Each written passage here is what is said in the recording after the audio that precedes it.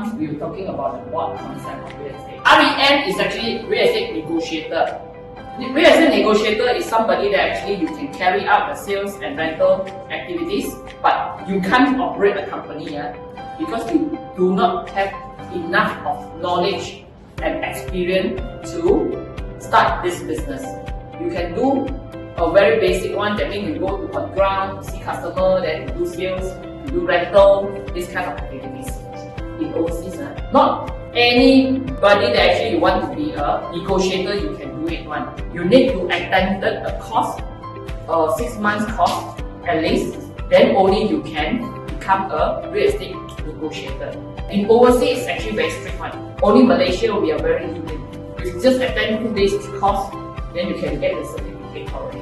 Basic understanding of REA Acts and licensing. Real Estate Act 1981, only they start the licensing in real estate, and only they start to governance the body. There will be a 3-step to start. A diploma, 2 years exam, part 1, 2 years working experience under a license holder. Then after that, interview by the board to obtain a full license. A license holder can have a choice to set up your own agency, an office, as a branch manager in an existing company, and work as a partner in a real estate firm. So if you intend to be someone that actually you have your own agency later, or you want to be a partner, I suggest you go and take request you to sit for 2 years, study, then after that you go through the part 1 and part 2. Then negotiator duties.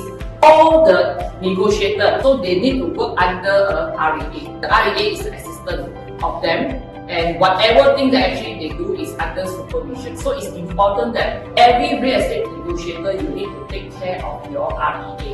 It's important that actually we need to work for one real estate agent at one time and full-time basis. REA is a person that actually they liable to the board.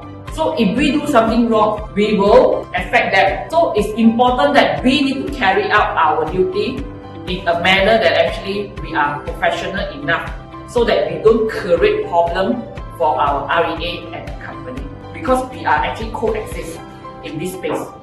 We need to take care of them, they also take care of us. Every agent, remember, you need to have this one, rent tag. Of course, the rent tag is actually red in color. Then there will be a QR code. There will be a firm name, company name, then the polygon is here, that means the Board of Valuable Appraiser of Real Estate Agent Malaysia. The rent name, that means your name will be here. You can put your question name and your full name. So every agent will assign an identity. Then the duty of the negotiator, if you are actually like against the law, there will be a penalty. This one not company pay. Because not the company do wrong, company tell you cannot do already, but you still go and do. Seller obligation must engage a registered real estate agency firm, registered with the MOVIA, to sell his or her property overseas. All the transaction must go to real estate agents and the company, and also the negotiator. So give full authority in a formal way, either exclusive or not exclusive. Must pay agreed professional fee once the SPA is signed and we invoice them. This is the part that actually a lot of the procedure to follow. Please follow the procedure. Remember that actually what is the fee that actually we can charge. We cannot simply charge one, Updates on property tenure. The EPU actually got the guidelines. Whatever property that actually for the foreigner to buy, so this will be the guidelines. Zone 1 and 2. It's actually 500,000, 1 million, and so on. So this is the history. This one is actually before 2014. The second category is actually the starter title. Then the third category, 1, 2, 3 is actually the industrial and manufacturing. Warehouse. So 3 million, then only they can buy. For foreigner to buy property, also very important thing that actually is you need to tell them they need to register with the CPU. When they actually want to buy, they need to arrange with the CPU. That means they need to actually complete the procedure for buying. Is actually averagely 4 to 5 months. They need to pre-submissions of their state authority consent first when they want to buy. Then they need to go to land office to get the approval. Then after getting the approval already, the IRB will do the stamping of the agreement. Then only they can start to buy property. Unit perancangan, DPU. This department will let the public know the zoning on a particular location that will let the purchaser or investor to know the potential when a new project going to launch by the developer. Then the latest property cooling measure. Definitely from many years ago, from 2005 until now, the property go ups and down. When the property is good, then too hot already, too many people come in to buy. The country will actually do one thing, is actually try to cool down because they're afraid that actually property overheat.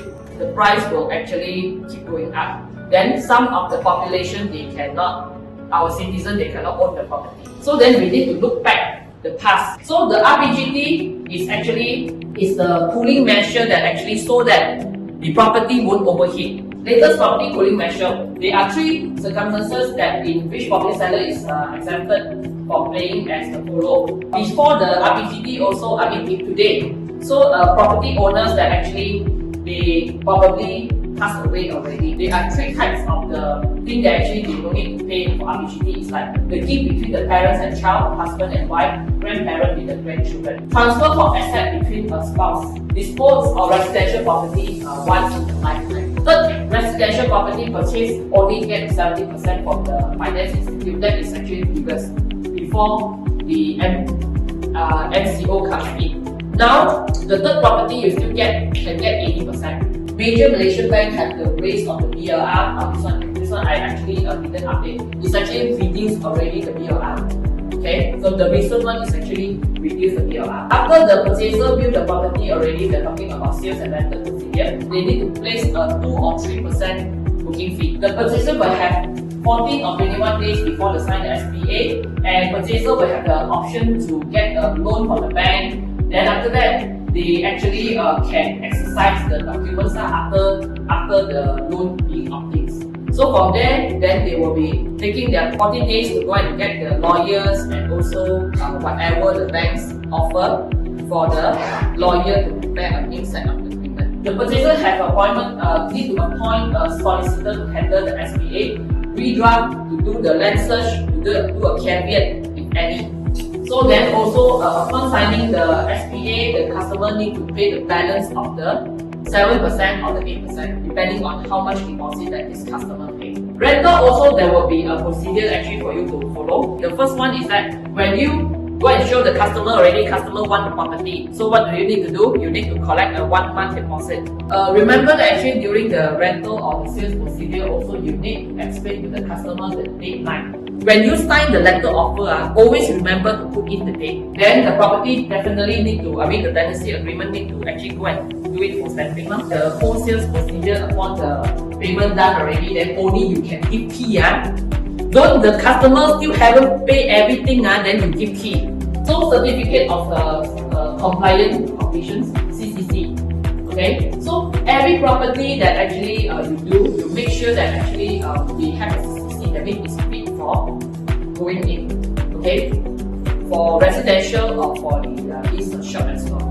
Okay, same thing that actually you make sure that whatever property that actually you rent out is with the CCC, because otherwise you cannot fit the customer in. Thank you for watching my video. If you like my video, kindly help me to share and subscribe to my YouTube channel. I promise you will get a free video every week. Thank you so much. Have a good day. Bye.